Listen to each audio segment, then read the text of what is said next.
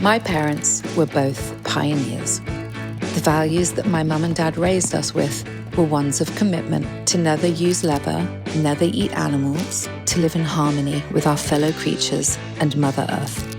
It was rebellious and revolutionary. It kind of still is.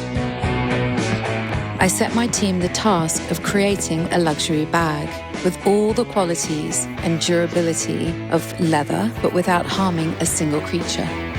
When it came to naming the bag, I looked to one of my favorite animals, the falabella. It changed fashion history. And working with what already existed, we recycle and reuse materials.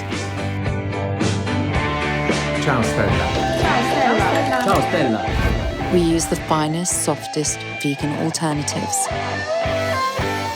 Skilled artisans hand punch every hole, weaving a recyclable aluminium chain with the organic cotton rope.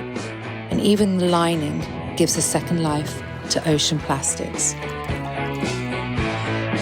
Every bag is made by human hands with love for all animals. This is Whistler. Crafting something timeless. And we keep innovating every single season.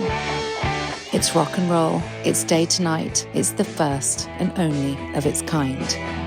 The falabella is an icon.